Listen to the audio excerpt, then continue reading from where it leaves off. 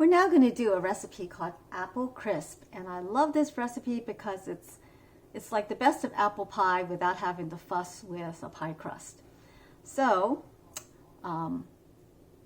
what we need first are apples. So here is an apple, and actually the type of apple I'm using is a Golden Delicious. And you just peel it, and then you can cut it into slices. So you can cut all the way around like this. Cut out the core.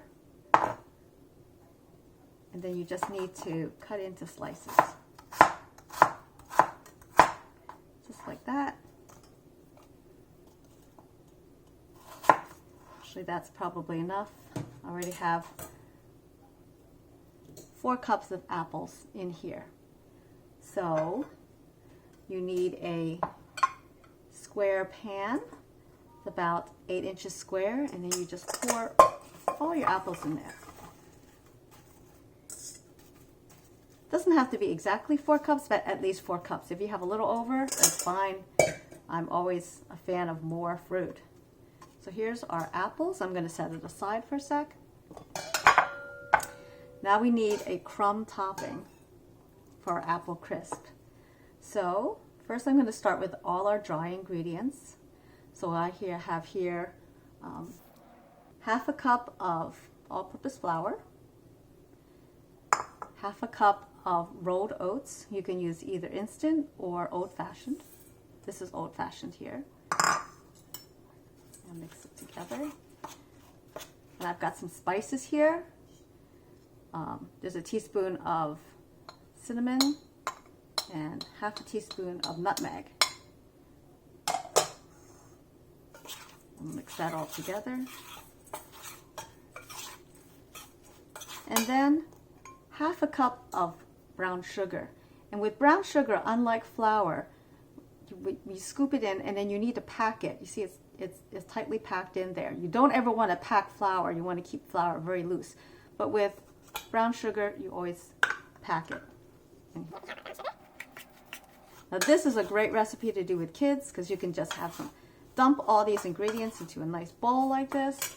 And then we have 5 tablespoons of butter that's been softened. And the best way to soften butter is just to cut it up and let it sit at room temperature until you see how you can squeeze it, but it still holds together. It's not melted, and it's not hard as a rock like when it comes straight out of the fridge. Okay. So the best way to do this, I have found, fingers. Once again, little fingers can help out with this. So you just work it in, squeeze, work it into the flour. Squeeze it with your fingertips and distribute it. So you want to get it so that it's a crumbly mixture.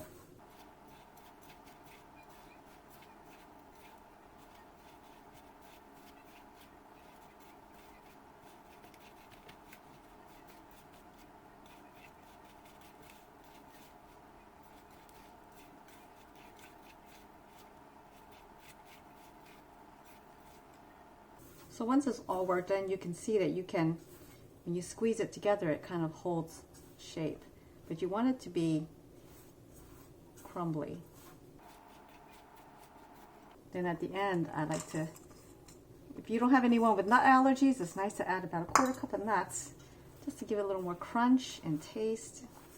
This nice deliciousness. I use pecans here.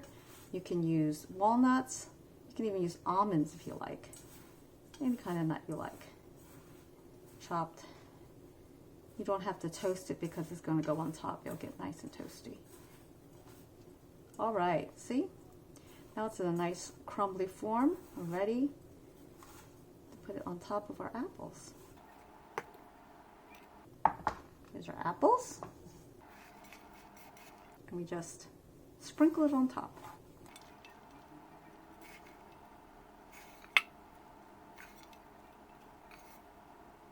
Are there any pieces that are too chunky, you can always break it apart.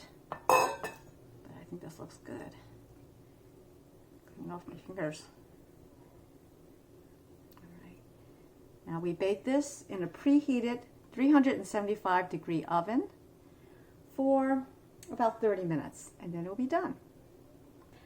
Now here's our apple crisp out of the oven. At half an hour when I checked on it, I thought it needed just a few more minutes. So I gave it an extra 10 minutes in the oven. So I baked it for a total of 40 minutes. And now it's ready.